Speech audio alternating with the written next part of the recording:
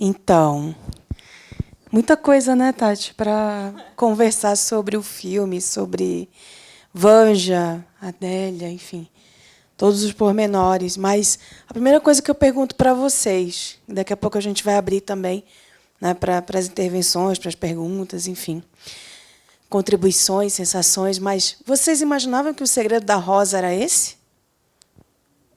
Sério? Ninguém ficou surpreso? Porque eu, quando vi a primeira vez, eu jamais imaginaria.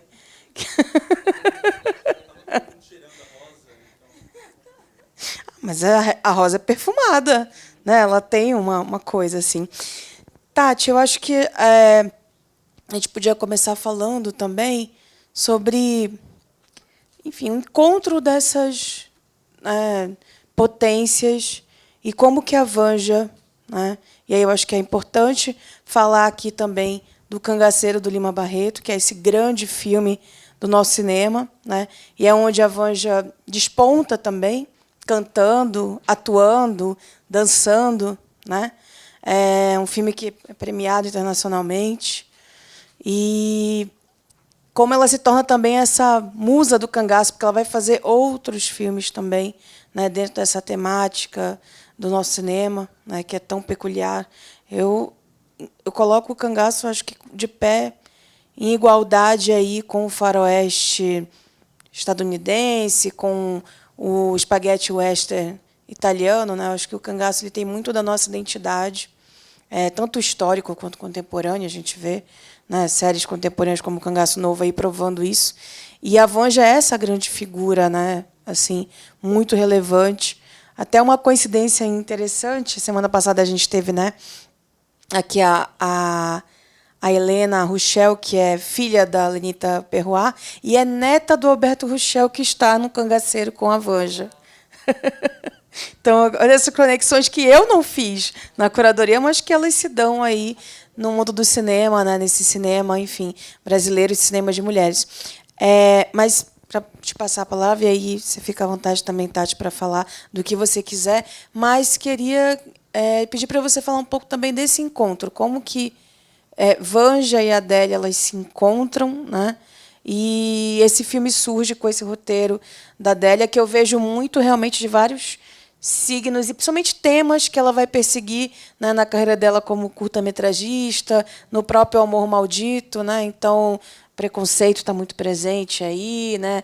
As diferenças de Injustiça social. classe, a justiça social, né? Então, assim, é muito interessante ver ela construindo também essa trajetória, né? Porque é um dos primeiros roteiros dela, né? E aí depois ela vai dirigir. Enfim, por favor. É muita coisa, né, gente? E esse filme, eu acho ele fascinante pelo que ele condensa também de contradições, né? Ele projeta coisas super interessantes, ele tem uma estrutura que eu acho ótima, assim, para o que ele se propõe. E dentro ali ele traz umas contradições que são próprias do tempo dele, assim, tanto que articula determinados estereótipos ali da época, né, para dizer de uma ideia de povo. Mas antes de chegar no filme, eu queria pegar o que você falou do cangaceiro como uma curiosidade para localizar a importância de Vanja nesse lugar da cultura brasileira, né? Estava até falando com Mari antes, na conversa aqui gravada, o quanto a Vanja, como cantora, nesse filme Cangaceiro, cantando Mulher Rendeira, né, projetou algo da cultura brasileira para fora. Assim, a estratégia de distribuição do Cangaceiro incluía shows dela antes da exibição dos filmes, ou para divulgar o filme. Como Né? imaginário, né? Até curioso, eu não sei aqui quem conhece cinema de países africanos, assim, mas tem um diretor que eu adoro, que é o Djibril Diop Mambety, que tem um filme que chama O Franco. E o personagem do Franco, ele faz uma deambulação pela cidade num determinado momento, ele é meio clownesco, assim, e ele tem uma coisa musical, ele tem uma sanfoninha, algumas coisas, e aí, num determinado momento, ele murmura Mulher Rendeira, um filme de 1973, do Djibril Diop Mambety, lá no Senegal, reverberando essa dimensão dessa presença, né, do que esse filme, O Cangaceiro, projetou da música, da cultura brasileira por meio da voz de Vanja. E essa voz abre esse filme. Acho super importante assim, essa conexão com o que essa mulher significou para esse imaginário de Brasil lá fora. Ela chegou a ser considerada a segunda mulher mais famosa fora do Brasil, cantora, depois de Carmen Miranda. Tinha até uma expressão nos jornais da época, eu coloco isso no texto, porque, enfim, tem um programa sobre ela na TV Brasil, naquele Canal Brasil, chama Retratos Brasileiros. Enfim, não sei se vocês assistem TV Brasil, mas antigamente tinha esse negócio de Retratos Brasileiros. E aí tem um sobre Vangelis, que tem entrevista com ela, e tem uma entrevista com o Ziraldo, em que ele fala do Stanislau Ponte Preta, que era um jornalista, o Sérgio Brito, né? Jornalista que, enfim, era um jornalista super influente à época, que fazia jornalismo de humor, e que cunhou uma expressão para dizer da passagem de tempo. Vanja vai, Vanja volta. Então, ele falava isso, era uma expressão da cultura popular, ali, do linguajar, que caiu na boca do povo para dizer desse trânsito da Vanja entre Brasil e outros países, essa presença dela no exterior e essa presença no Brasil, até essa memória sobre ela aqui no Brasil ela se esvair, né? Eu acho meio cruel até isso, assim, o quanto hoje a gente tem pouquíssimo acesso a informações sobre ela, mesmo enquanto cantora, né? Depois desse sucesso estrondoso fora do país. E aí tem um verbete nesse livro aqui, que enfim, é uma dessas iniciativas, né, que vieram desde a década passada, de dar conta de fazer um mapeamento, de olhar para a história das mulheres do cinema brasileiro. A Lorena faz parte dessa história assim, de um jeito muito importante. E aqui tem um verbete que fala... eu estou mostrando sem falar do título, né? Mulheres atrás das câmeras, as cineastas brasileiras de 1930 a 2018.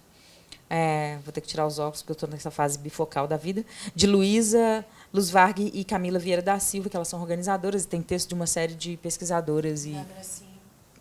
Da Abracine. E curadoras, pesquisadoras e críticas da Abracine, que é a Associação Brasileira de Críticos de Cinema, que vão escrever sobre essa história das mulheres no cinema brasileiro nessa perspectiva, né? Então, só para dar um chão assim, de quem que a gente está falando, essa mulher que vai dirigir esse filme, e é o primeiro filme que ela dirige, o primeiro longa, aos 40 anos, depois dessa carreira internacional, e vai se encontrar, para dirigir esse filme, ela recorre a uma produtora experiente que tinha passado pelo Cinema Novo e por outros movimentos do cinema brasileiro, já tinha produzido até aquele momento umas 4 dezenas de filmes. Desculpa, está super seco, né? Que é a Adélia Sampaio. A Adélia, que já estava com a própria produtora, né? A trajetória da Adélia começa como telefonista de uma produtora, mas aí ela abre a própria produtora dela.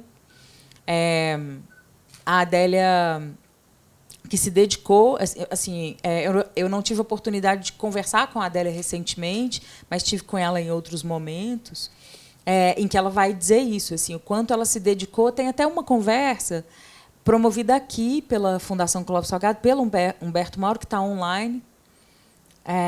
Como é que chamava a mostra, gente? Cadê Vitor? Não sei, enfim.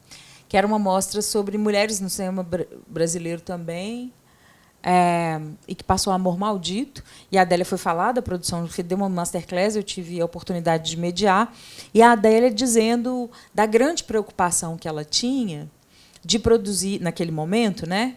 A Adélia está viva ainda, felizmente, entre nós, que ela tinha, naquele momento, nos anos 70, de produzir filmes de pessoas que não tinham a oportunidade de estar ali com uma circulação intensa, né? O Adilson está aqui, acho que você já ouviu essa história também, né, Adilson? Ela chegou, por exemplo, a conversar com a Embrafilme sobre a possibilidade de produzir um filme de um diretor negro, com elenco predominantemente negro, e a Embrafilme dizer que isso não venderia. Então, ela pega e também se dedica a produzir esse filme de uma mulher. E nos créditos iniciais, não sei se vocês prestaram atenção, está escrito História e Direção. E o roteiro é da Adélia. Quer dizer, o argumento é da Vanja e o roteiro da Adélia. A Adélia, que era uma pessoa que, assim, naquele momento, né, que tinha como método, ela não é o método dela de fazer filme agora, mas era muito do método dela, de trazer as histórias a partir da realidade, do noticiário. Eu não sei quem aqui viu Amor Maldito, que é uma história... aliás, o interesse dela inclusive nos curtas-metragens, assim, tem isso muito evidente, de filmes que vão fazer denúncia de injustiças, né, na sociedade. Muito atenta a isso. E, no caso, o método, só para dizer do método de Adélia, né, para fazer Amor Maldito, ela se interessou por uma história que saiu nos jornais, de um julgamento de um casal, aliás, de um julgamento de uma mulher cuja companheira tinha se suicidado, e essa mulher que viveu, né, assim, do casal, foi acusada de ter assassinado a companheira. Ela leu aquilo no jornal e foi condenada. Ela leu aquilo no jornal, ficou muito comovida e foi atrás dessa história. E ela, inclusive, acompanhou o julgamento para poder construir esse roteiro do filme, né? Então, eu estou aqui fazendo uma suposição a partir e outro curta-metragem, que me fugiu o nome agora, que é do casal que vai ser despejado, do casal de idosos que vai ser... Denúncia Vazia, isso. O Denúncia Vazia, que é o primeiro curta-metragem que ela dirige, obrigada, que é também a partir de uma história real, de um casal de idosos que não consegue mais pagar aluguel e está prestes a ser despejado, nesse momento, no fim da vida, vai perder a casa. Então, ela se dedica, assim, a olhar para essa parte da sociedade, né, que sofre essas injustiças. E é muito interessante que é um tipo de injustiça de uma inevitabilidade de uma estrutura opressora. E eu trago isso, assim, para olhar para esse filme, e o que me fez voltar para essa questão da Adélia são alguns pontos nessa história do Segredo da Rosa. Tem um trecho específico, vou falar do filme de uma maneira geral, mas só para fazer essa conexão, que é de um assalto, que o cara vai roubar a bolsa da mulher e aí imediatamente ele é preso. Só que antes a gente fica um tempo com esse cara. E atrás e ele está na frente de uma banca de jornal e tem algumas manchetes, uma específica, assim, morreu fugindo de um lixamento. E aí, em alguns momentos do filme, ela coloca essa coisa de um looping, assim, de um sujeito que faz o que é preciso fazer, mas isso não resolve a vida dele, né? E isso é um contraponto obviamente, a um arco moral aí da fábula que ela cria, né, do traficante. Esse sujeito que rouba não é colocado hierarquicamente, ela é ótima, estou falando da roteirista, hierarquicamente, na estrutura do roteiro, equivalente ao traficante. É outro tipo de transgressão. Não só transgressão, assim, mas de fatalidade. É quase como se esse assaltante tivesse ali no mesmo lugar das crianças, sabe? Uhum. É um sujeito sem saída. As crianças, aquelas crianças que estão ali cometendo pequenos delitos, né, roubando peças da moto, aquelas gangues de crianças que se enfrentam, né, fizessem parte da paisagem da cidade, mas que de alguma maneira estão ali submetidas a uma lógica dessa cidade, desse sistema, né? E eu estou dizendo isso, assim, que é uma coisa, um pano de fundo no filme, mas que me parece que aponta para uma visão de mundo que está no filme, né? E que vai gerar essa história mais ampla, que é mais óbvia, né? Assim, essa coisa que gera essa história mais ampla, que tem a ver com esse entrecruzamento entre os dilemas e as hierarquias de classe, de raça e de gênero, mais de classe e de gênero e alguma coisa de raça, que é muito indicada no filme, né? Que elas vão dar conta, e aí já trago Vanja também, que Adélia e Vanja vão dar conta de organizar com essa narrativa. Não acha que é um elenco multirracial? Isso é uma coisa que me chama a atenção nele.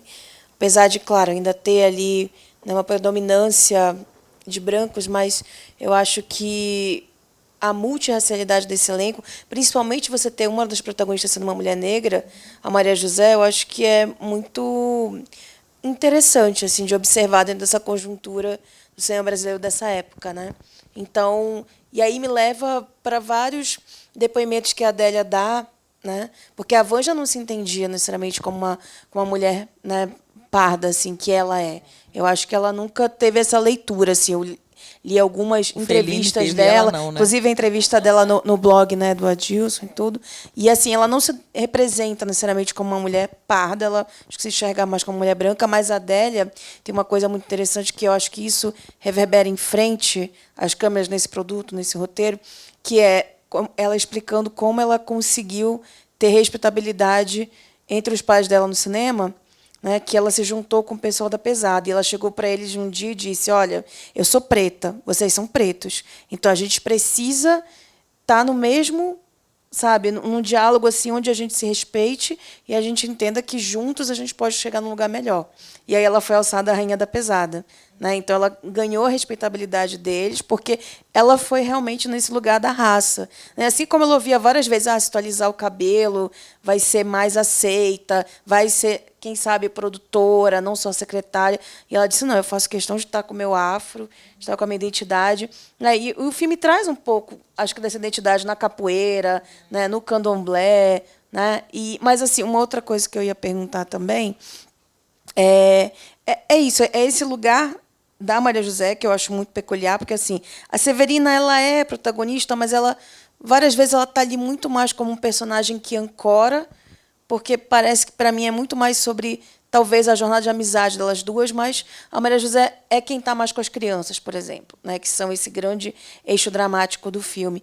E aí eu acho que junta duas pessoas que tinham uma visão muito humanista, né, porque a Vanja ela é aquela mulher que não só é famosa por ter, né, cantado e atuado e levado o nome do Brasil para o mundo, né?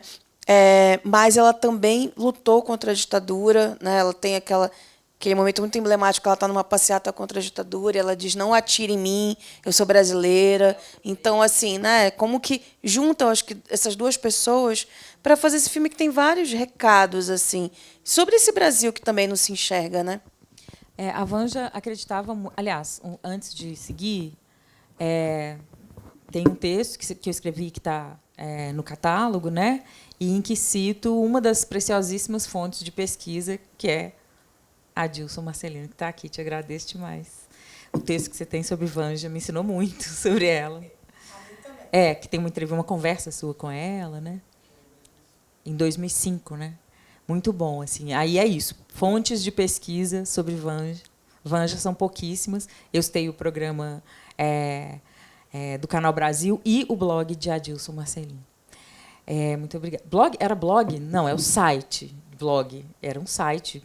Segue ainda, né? Ainda, segue. Mulher no Cinema, Mulheres no Cinema Brasileiro. Mulheres do Cinema Brasileiro. Isso. Vocês escutaram, né? Adélia 2007, Vanja 2005. Isso. Obrigada, Adilson. Enfim, tem um ponto a partir disso que você fala, né? Dessas preocupações sociais das duas, antes de voltar para o filme. A Vanja foi do CPC da UNE. Ela declarava que acreditava muito no socialismo. E esse filme é curioso porque havia uma dinâmica no CPC de produção de filmes panfletários, mesmo assim, num sentido panfletário, no melhor sentido do panfleto social, né, de um filme, mas filmes que endereçassem muito fortemente as questões sociais no sentido de uma denúncia, né? Ela se forma nesse contexto de uma militância, se forma em certa medida, né, porque Vanja vem, Vanja vai, como dizia Stanislau Ponte Preta. Então, tinha ali uma intenção muito evidente. E claro que aqui não é olhar para o filme a partir da intenção da autora, não é sobre isso. Mas essa biografia dela aponta para esse lugar de uma consciência, numa articulação para um filme que vem a partir de uma preocupação social, e para o filme dar conta disso, assim, de certa maneira, né? Assim como a Adélia também. Só que eu acho que esse filme ele traz coisas muito interessantes, porque ele vai tentar fazer derivas a partir disso. Ele não se prende apenas a essa ideia, apesar dele dar vários recados, como você falou, né? A essa ideia de uma frontalidade desse panfleto, apesar de, em alguns momentos, ele cair nesse lugar, né? E ele, me parece, ele entrelaça várias questões, assim, e às vezes correndo muito risco de se perder, mas fazendo coisas muito bonitas, assim, em certa medida. Porque, ao mesmo tempo em que tem essa obviedade de uma denúncia do trabalho infantil, que está ali todo o tempo, né? Tem também aberturas mais metafóricas daquele momento, como seria possível dizer naquele momento sob forte censura da ditadura, né? Por exemplo, essa música, que é ela que canta também, né? Afinal. Sim. A do começo é Acalanto, afinal. A primeira é Acalanto, e essa que está no meio do filme, no momento em que as crianças estão. É quase uma abertura onírica do filme, né? As crianças estão ali correndo em praças, jardins, e vem essa música que fala de desejo, quase de uma utopia, né? Mais ou menos no meio do filme. E esse filme é atravessado por signos daquela ditadura, né? Ali velados. Um desfile militar, um áudio de uma propaganda do Mobral, as freiras, bandas marciais em diversos momentos, militares em espetáculos aéreos, né, aqueles paraquedistas. Então, tem vários signos da presença fortíssima desses militares ali naquela cidade, né? E, ao mesmo tempo, a polícia, né, que é algo que assombra as crianças todo o tempo, e depois os traficantes. Mas a polícia assombrando as crianças, sobretudo. Então, tem ali algo que diz daquele momento, sem endereçar fortemente a opressão. E aí tem esse momento de abertura onírica do filme que diz da utopia, de uma liberdade que era impossível naquele momento. Então, eu acho que assim, né, ela com essas ferramentas narrativas desse panfleto para endereçar uma crítica social, acaba tentando construir, obviamente, elas, né, num contexto de ditadura, assim, fazendo o que é possível para dizer sem dizer, né? Em relação ao elenco multirracial, é aí que eu acho que o negócio fica ambíguo, assim. Por quê? Esse filme ele vai reverberar certa tradição majoritária, certo? Não, uma tradição. No cinema brasileiro, de uma ideia de povo, né? Negro é igual a povo. É isso, basicamente, o que o cinema novo faz, né? Cinema marginal. Negro é povo, até o início dos anos 2000. E aí, é isso, se cria uma dinâmica de povo a partir de signos da ideia de negro. Tem samba tocando toda vez que vai para aquele espaço, como é que chama? O bairro é qual, gente?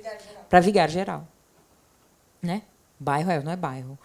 Eu não sei se é possível chamar de favela, porque naquele momento não era favela, né? Mas ali um aglomerado de casas desordenado, com chão batido, com pessoas negras predominantemente ali em convivência. E aí tem estereótipos que são acionados para sublinhar essa ideia de povo, né? Do nada tem alguém jogando uma capoeira, tem um samba todo o tempo. Aquele cara, o marido dela, é o malandro, que é o sambista. Então, tem uma série de questões que, para mim, são uma chave de ambiguidade do filme, né? Essa ideia de povo, assim. E porque aí vai sublinhar uma hierarquia racial, sobretudo entre elas, né? Porque a amiga que é branca herdou do falecido uma estrutura para manter. A negra está com o pai da filha, que é um cara que não trabalha. Ela trabalha com serviços domésticos, a outra já é uma empreendedora, para os termos atuais. Esse termo horrível. Então, ela é a pessoa que é contratada assim, para trabalhar, né? E aí tem essa coisa, a amiga branca é a que sabe se vestir e vai falar disso o tempo inteiro, né? Que ela sabe.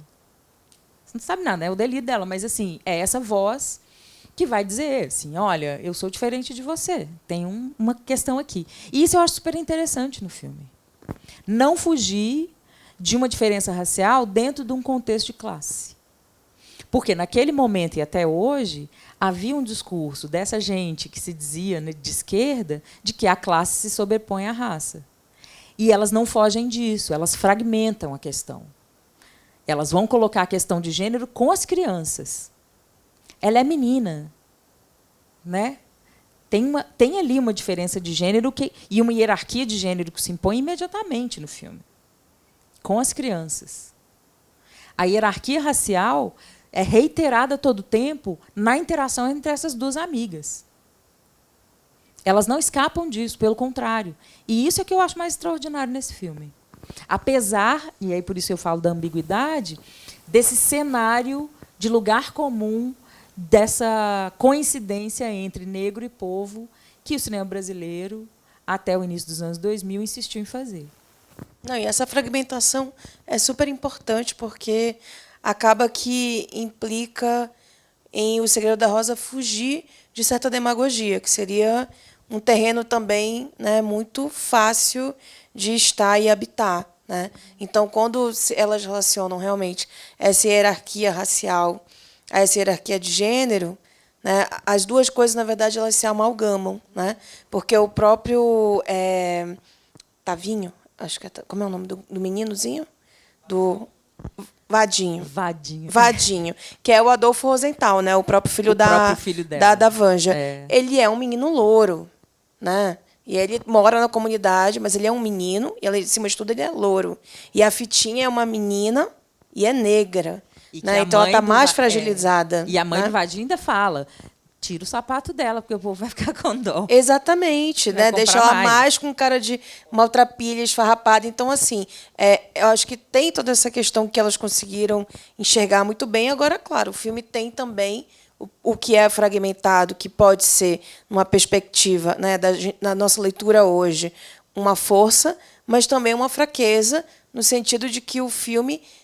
Eu acredito que a primeira parte dele é a parte mais forte, com todos os problemas, e a segunda parte ela é desconjuntada e ela já vai para um lugar, às vezes, de um delírio. É onde entram as sequências também que a gente acha mais despodoradas, né? Mais assim, descabidas dentro da história, né? Os meninos mijando em cima do jornal, a ricaça surtando, pedindo para a Iemanjá libertar ela do vício dela em pó. Né? Tem umas coisas assim que a gente olha de gente... Olha, isso eu acho maravilhoso de falar. Essa coisa não, mas doida que eu acho maravilhoso. É que a primeira parte é muito neorrealismo italiano, a segunda... vai para um outro lugar, para um escape. O que eu acho muito bom, assim, porque é isso, ela vai fazer... a grafia desse filme, assim, a estrutura é uma fábula, com moral da história e tudo. Começa entregando esse neorrealismo dentro de um contexto urbano que o cinema brasileiro daquele momento fazia. E segue fazendo, né? Um jeito de filmar a cidade ali com uma certa crueza, né? Que o cinema de invenção, o cinema marginal, também tentava dar conta naquele momento. E aí o filme tem uma virada, porque aí, nesse primeiro momento, é o ponto de vista das crianças. A gente vê o mundo a partir delas. Quando essas crianças são encontradas, aí a gente vai para o mundo dos adultos, que aí é esse mundo mais obscuro, esse mundo mais cheio de contradições, esse mundo cruel, né? Da contravenção. Isso, essa palavra é muito boa, da contravenção. E aí, por isso que eu falo que aquele assaltante não entra nesse mundo da contravenção. Ele é tão vítima desse mundo cruel como as crianças. Então, nesse sentido da estrutura do filme, 2 mundos estão contrapostos ali. E esse da contravenção ameaçando aquele anterior, né? Nesse sentido do que se faz. Tanto que aí depois o Vadinho vai aparecer vestido de adulto. De terno. Capturado por esse mundo da contravenção, saindo do lugar da pureza da criança. Ele me parece que é essa figura que faz essa ponte entre um mundo e outro, nesse sentido, não só do ponto de vista do filme, mas dessa construção desses 2 lugares que vão se contrapor. E esse segundo lugar ameaçando o primeiro. E aí as regras desse segundo lugar são diferentes do primeiro. E aí o delírio entra na desordem desse mundo, me parece, né? Para dar conta da desordem desse mundo. Tanto que depois, ao final, o Vadinho vai tentar ordenar aquele mundo que estava desordenado, na hora que ele abraça a mãe, né? E aí, de novo, a hierarquia de gênero se impondo, né? Ainda que sejam 2 mulheres falando de gênero, no final do filme tem um menino que vai, sabe, um mini-homem que vai tentar botar a ordem no mundo. Por isso que eu acho que esse filme ele tem umas questões, apesar de eu achar ele fascinante. Assim. Não, com certeza. Não, para nem falar, eu nem vou falar nela agora, porque eu quero que as pessoas se manifestem na plateia, mas a cena do que eu chamo de Marquito, tá, gente? O que seduz a Severina. Meu Deus, aquela cena maravilhosa. Ai, gente, ketchup, meu olho. Ai, eu te amo. Tipo, em 30 segundos, velho. Tudo acontece. É maravilhoso. E por isso que eu acho muito maravilhoso essa quebra. No início é um neorrealismo, uma verossimilhança, tá tudo ali. No segundo, tipo, meteu o louco, porque esse mundo cruel não funciona dessa maneira. São outras regras, assim. Então, eu acho que elas meteriam louco nesse segundo momento. Muito maravilhoso. Essa cena é uma coisa muito destrambelhada. É muito destrambelhada. De um jeito incrível. Assim, eu acho muito impressionante. E aí, quem quer começar? Eu quero fazer uma pergunta para a Adilson também. Sim, por favor. Assim, você entrevistou Vanja Eurico. Quero saber como é que foi. Como é que ela é? Ela é legal? Boa noite. Não, na verdade, eu quero fazer só uma contribuição. É porque vocês disseram aí, e se referiram àquela personagem que enlouquece e tudo, mas a gente está falando de Isolda Cresta, né? Então, ela não está ali à toa, né? É uma pena que a Vanja não está entre nós e a dela não está aqui. Mas os elementos que você usou, Tatiana, para falar de referência à ditadura, a Isolda é da militância, do MR, né? Então, assim, não é uma mulher surtando ali da cocaína. Exato. Ela está tentando se libertar de quê? É um signo e é um signo, né? ali muito forte da presença dela, essa questão da cocaína naquele momento e essa questão da ditadura civil-militar. Era só isso. Muito bom, maravilhoso, Adilson. Muito obrigada. Porque tem uma outra coisa desse signo que se associa, me parece, né? A festa na manchete tem o Ulisses Guimarães. E o JK. Isso. Várias figuras. Mas, nesse sentido, assim, quem ela escolhe colocar ali como essa mensagem de apontar para... É Ulisses que está lá, além do JK? Tem vários outros, né? Ou não? Tem vários militares também. Tem os militares. E tem outros... É aquela contradição daquela festa naquele momento, né? Que é também... para mostrar esse abismo, né? Era o Ulisses Guimarães? Ou era o JK e o Ulisses Guimarães? Não, era o JK e o Ulisses Guimarães. Tinha o Ulisses Guimarães, tá certo. Eram os dois. Nessa época ele era Exato. E tem como que ela aponta essas fugas, mas isso. E, você falando, Adilson, me faz pensar também assim, no que é essa salvação, né, do país, naquele momento. Essa mulher quer se libertar desse vício, mas a que ela recorre, né, para sair desse lugar. É muito massa. Obrigada, viu? E tem o torpor da própria. Oi? Diga. Pode falar, por favor. Só voltar aqui um instantinho. O Adilson. Não, é pro Adilson. Não, é claro que é uma suposição, né? A Vanja não está entre nós, a Adélia não está aqui, Mas eu peguei no gancho de todos os signos que você levantou em relação à ditadura civil-militar, né? Civil-militar, exato. Ali daquele momento. Então, por isso que eu chamei a atenção para a Isolda. Porque quando você falou daquela mulher que pira, eu achei que foi diminuir muito aquele signo que está ali tão poderoso. Porque a Isolda é muito poderosa nessa história do Brasil, das artes, mas as pessoas não conhecem, muitas delas. E aí eu achei bem reducionista, e por isso que eu chamei essa atenção. Porque tem essa questão, né, Tati, assim, eu tive essa oportunidade de entrevistar 20 anos atrás, né? E a Adélia também. Né? Então, assim, estar atento a esse movimento histórico, né? Porque senão a gente faz uma leitura muito de hoje, e o cinema está aí para a gente fazer com o olhar de hoje, mas é importante também a gente resgatar, ou pelo menos se debruçar, a figuras tão importantes na história das artes, do cinema brasileiro, que está aqui de frente na tela para a gente. E essa cena talvez valha também uma digressão maior, assim, né, que eu não fiz no texto, por conta do que está colocado ali, né, nesse sentido de um acolhimento, de uma religião afro-brasileira, daquele sangue significa o quê? Ela ali tentando, pedindo para aquela circunstância libertá-la. Enfim, eu acho que a gente pode conversar sobre isso a partir desse... Mas, enfim, é isso. Só apontar uma coisa breve, Adilson. Não foi minha intenção diminuir a presença da Isolda nessa cena. Até foi por um desconhecimento mesmo. E como é bom a gente estar no debate e ouvir, digamos, um pesquisador trazer informações que eu não tenho, porque eu realmente não retenho todo o conhecimento. Né? Mas outra leitura que eu faço até ouvindo vocês aqui agora é talvez esse simbolismo também da cocaína relacionado com a ditadura, depois esse torpor, né, de estar nesse vício, mas sair desse vício. Mas o que vem em decorrência desse vício? Né? Quer dizer, continua aprisionada nesse contexto. Né? E aí vai apelar, né, para a religião, para outra questão. Então, né, até entendendo um pouco da origem desse país. Então, acho que, realmente, simbolicamente, é muito interessante, é muito rico e vou procurar conhecer mais de Isolda. Obrigada. Não, na verdade, a Isolda eu não entrevistei, não. Eu entrevistei a Vanja, que tomou um susto quando eu a procurei, porque a Vanja é muito associada como cantora, né, e tem uma carreira muito importante, e as pessoas esquecem muito dela no cinema, a não ser como atriz, né? A gente citou aqui o Cangaceiro, o mesmo Fellini. O Lampião. E quando eu entrevistei, ela assustou muito de eu ter lembrado, assim. Porque o site ele tem 20 anos e tinha menos de um ano, e foi uma das primeiras que eu entrevistei.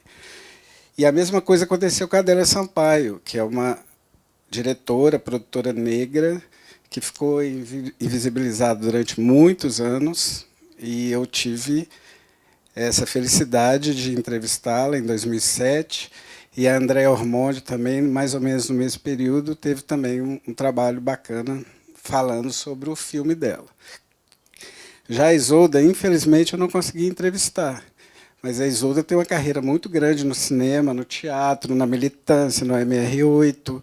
Então, são essas figuras, essas mulheres, e aqui a gente está numa mostra, né, que fala das transgressoras, porque já foram transgressoras só por terem dirigido filmes, e, sobretudo, muitas delas longas, né, que já é difícil hoje, imagine naquela época. Então, independente, às vezes, do resultado, gostar mais ou gostar menos, mas é um momento, é uma questão histórica muito importante, né? Já que a gente sabe que as mulheres, se até a década de 60 tem menos de 10 mulheres dirigindo longas, perdão, sendo 2 italianas, é a partir da década de 70, com essas mulheres que vão desaguar nos anos 80, no boom, até que na retomada tem uma mulher como símbolo, que é a Carla Camurati. Então, assim, a Isolda eu conheço, e bastante, por essa trajetória dela e tudo, mas, infelizmente, eu não tive a oportunidade de entrevistá-la. Mas tem uma fortuna crítica sobre ela. No meu site tem um perfil sobre ela, enfim. Tem aí uma fortuna crítica possível não só sobre a Isolda, assim como a Adélia, assim como Vanja, e essas mulheres todas aí que a história vira e mexe quer esquecer. Lali, boa noite. A primeira transgressão, né, que chama atenção para mim realmente foi ser um filme, né, com a protagonista mulher negra, né? Eu achei isso fantástico. Mas a minha pergunta é se por acaso a Vanja ela teve algum problema com a censura, teve alguma cena nesse filme que foi cortada, vocês sabem disso, de repente nem sabe, né? Mas tem alguma notícia sobre isso ou não? Não tenho notícia sobre isso. Você tem? Elas falaram de alguma coisa cortada desse filme? Porque geralmente sempre tem, né? Na época todo mundo tinha. Coisas, eu não consegui cortaram uma cena, tive que refazer, né, uma coisa ou outra. Então vocês não sabem sobre. Na pesquisa que eu fiz sobre o filme, não vi nada específico de censura sobre ele, né?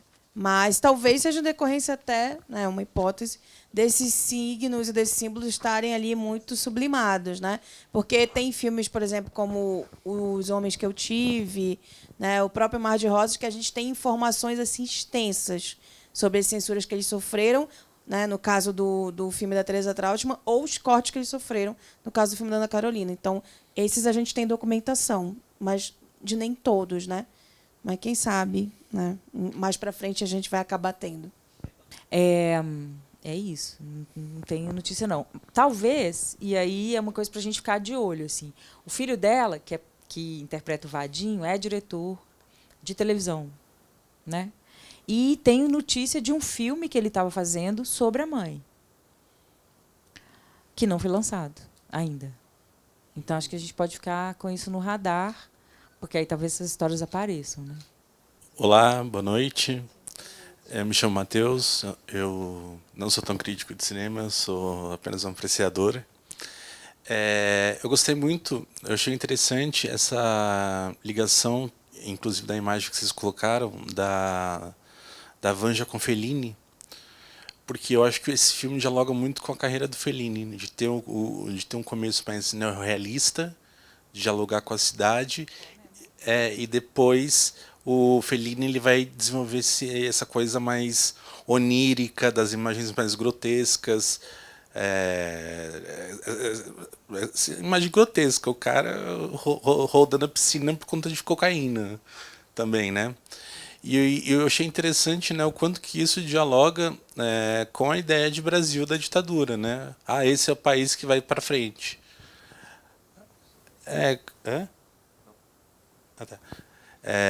Esse é o país que vai para frente. Brasil, ame ou deixo, né? E de repente a gente tem um filme que fala de cocaína, do Brasil que sempre foi o Brasil, seja antes, seja durante ou depois da ditadura, que é o Brasil trabalho racial. Infantil naturalizado. Exatamente. Enfim. E uma coisa que eu gostei muito, que eu achei muito interessante desse filme, que além do recorte racial, de classe, também tem um recorte que eu denomino que é um recorte de ingenuidade. Né? Você tem os personagens que são ingênuos, né? Que são as crianças, tanto que no final do filme eles colocam esse filme é inspirado nas crianças e tal. Tem as personagens que tentam um emprego e não sabem que o emprego é de traficantes. Mas eu acho que tem essa coisa. Eu achei bonito essa questão onírica das crianças, da parte das crianças, né? Porque de repente, beleza, as mães quase foram presas, o que eu quero? Eu quero brincar de catavento.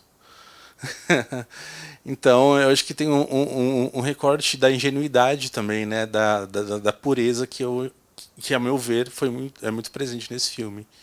Obrigado, foi excelente a sessão. Não, só que eu achei, na verdade, não é nem uma pergunta, mas um apontamento. Assim, eu achei muito interessante nesse filme 2 elementos assim que eu acho que tem a ver com essa questão crítica tanto da Vanja quanto da Adélia, que é que nesse filme quem que está retratado como vilão? O fato de são as classes brancas e dominantes. Tanto quanto está como vilão, que são eles os traficantes, quanto também quem é os consumidores do produto. sabe? E eu achei isso bárbaro, assim, sabe? Como que foi uma inversão que às vezes até hoje a gente não vê, né? Que geralmente quem é colocado como criminoso, vilão, não sei o que, ou são as pessoas negras, ou ainda que não sejam negras, é o pessoal mais pobre, ou enfim. E é difícil você ver como grande vilão, e é bom, inclusive, que a gente vê eles sendo punidos, né, sem... Eu achei muito curioso, inclusive, mas isso não tem nada a ver, o fato da polícia não ter uniforme, gente, achei, assim... São pessoas que estão totalmente apaisanas ali.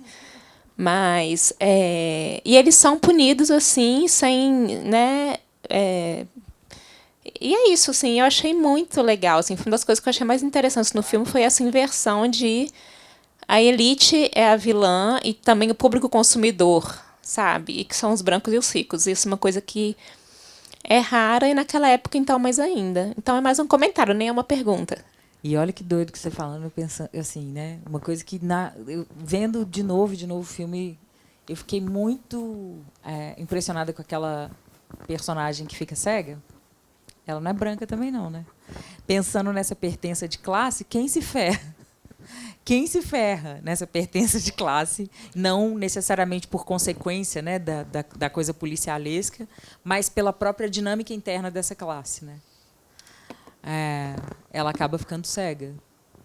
E aqui já fui lá no Frantz Fanon, pensando nessa cegueira dela, mas, enfim, não vou entrar nisso agora, não. Porque pode ser uma cegueira meio ideológica também, né? Pois é. Se você pensar que ela é uma mulher negra... imediatamente. Exatamente. Eu também fiz esse link, porque é uma mulher negra que talvez a consciência dela tenha decorrido, né, desse processo. E a gente entende ali que ela é uma mulher que também tem um certo status social. Porque ela anda com aquele séquito, né? Ela tem o motorista, ela tem os assistentes. E eu acho aquela sequência muito boa. Dela cheirando a rosa, gritando Jax, e vindo os flashbacks. Eu achei um uso de flashback muito inteligente, muito gente. Bom. Eu quero fazer igual num roteiro. Não, é muito bom, porque é isso, é meio que o trauma dela voltando, né? E ao mesmo tempo. né? E apresentando a personagem pra gente. Né? De uma forma. É isso, eu acho que é um filme... Eu fico muito curiosa, sabe, para imaginar como seria a carreira da Vanja se ela tivesse tido a oportunidade de fazer outros filmes. Né? E até elas, de repente, digamos, ter uma parceria que a gente vê hoje se reproduzindo entre várias mulheres. Né? Mulheres que têm parceria como produtoras e diretoras.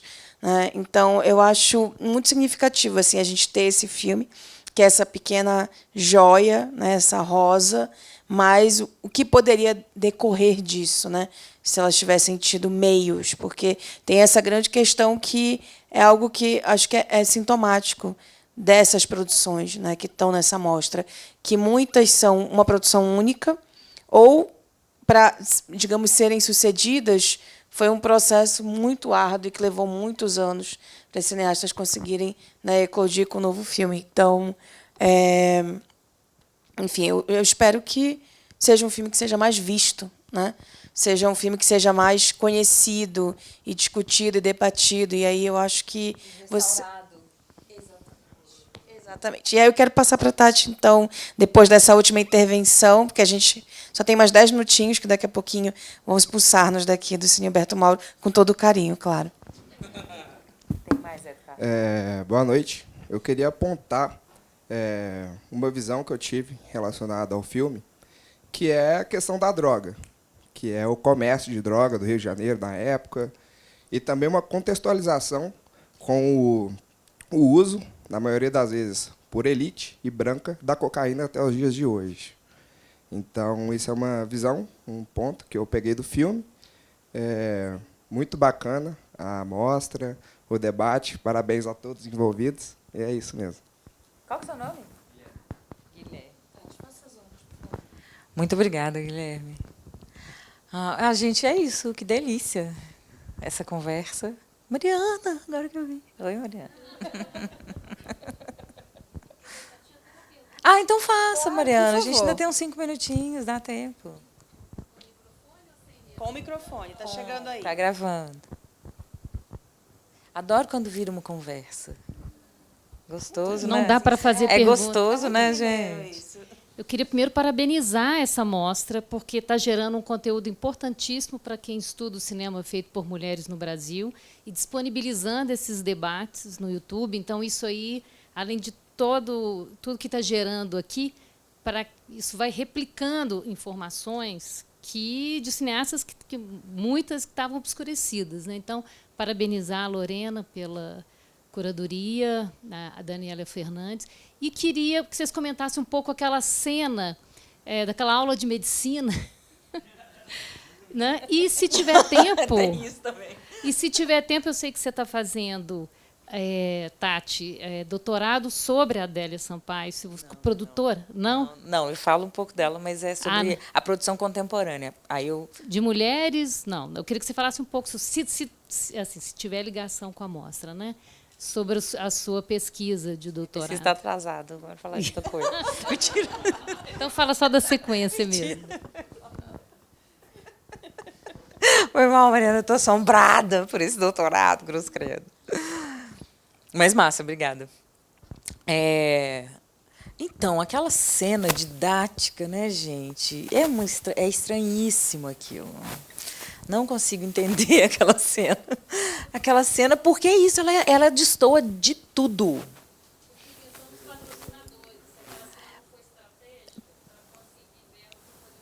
E fico pensando, isso, para conseguir verba, mas também fico pensando no contexto da ditadura. Então, assim, pensando aqui em voz alta a partir da sua provocação, aquela cena me parece quase um deboche. Para dizer, então, eu vou dizer para vocês que é disso que eu estou falando, mas não é disso que eu estou falando, sabe? Acho que é isso, assim, uma entrada possível naquela cena, né? Porque ela é estranhíssima, destoa de tudo. Eu tenho a mesma leitura. Daquela explicação sobre os efeitos da cocaína no corpo humano. Que parece que a gente está numa faculdade de medicina. E aí tem um professor, tem os jovens perguntando, mas, professor, o que é esse pó? Tem uma transição muito boa, inclusive. Racor super que as crianças estão... Não, que eles estão na praia. Eles estão na areia, aí ele pega areia. Tá a Severina e o traficante pega a areia e corta para o saco de pó. O saco de pó. Eu acho muito o Jorge Furtadiano, sabia, em Ilha das Flores?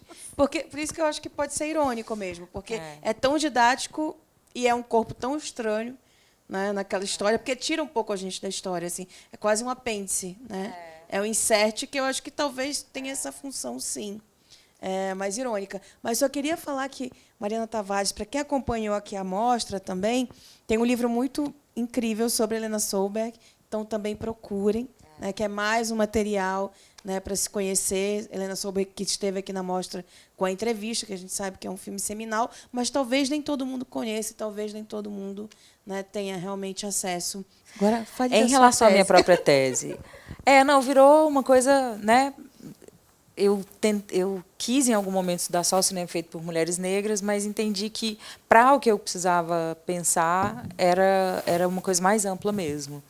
Porque a minha pesquisa, aí, criando uma digressão aqui rápida, só por causa da provocação da Mariana, ela aparece em função do meu trabalho de curadoria com esses filmes contemporâneos produzidos por realizadores negros, e essa observação do trabalho da curadoria dos festivais, que se chamam Festivais de Cinema Brasileiro, sem dar conta desses filmes. Então, eu vou olhar para uma crise epistêmica na formação, não, assim, na pesquisa não é sobre a formação, mas uma crise epistêmica no aparato teórico que a curadoria e crítica de cinema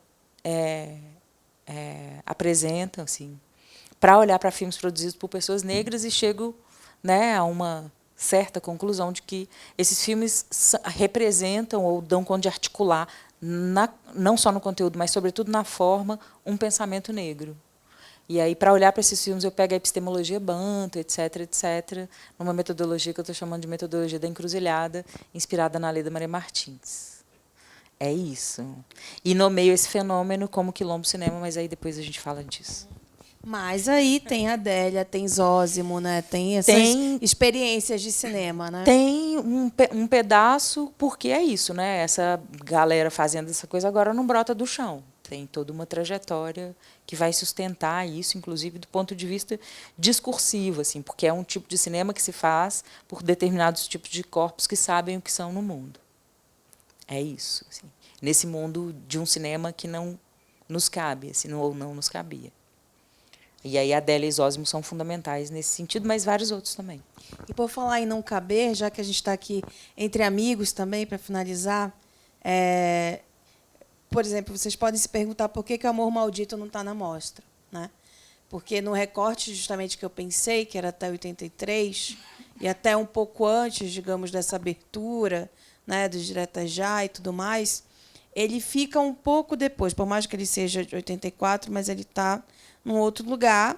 E aí, claro, a gente também tem uma questão de uma limitação temporal, né? A mostra precisava durar esse período, ter esse número de sessões. Então, eu optei por talvez falar de filmes mais desconhecidos, para quem sabe, num outro momento, né, Dani, num outro recorte. Por exemplo, eu tenho uma grande vontade de voltar para o curta-circuito como curadora para fazer uma mostra mais voltada para o cinema queer. E aí eu acho que caberia super, né, ter o Amor Maldito histórico. Enfim, joguei. Mas eu acho que é isso. É um filme que ele precisa de outras lentes de leitura também. Joguei. Mas obrigada, Tati. Obrigada, agradeço, gente, de novo. Gente, que delícia. Viu? E até terça que vem, então, com Feminino Plural, para encerrar aí com chave de ouro essa edição 2024 do Curta Circuito, com a presença da Carol Almeida. Vai ser muito divertido. E também da Ângela Figueiredo, que é a filha da Vera.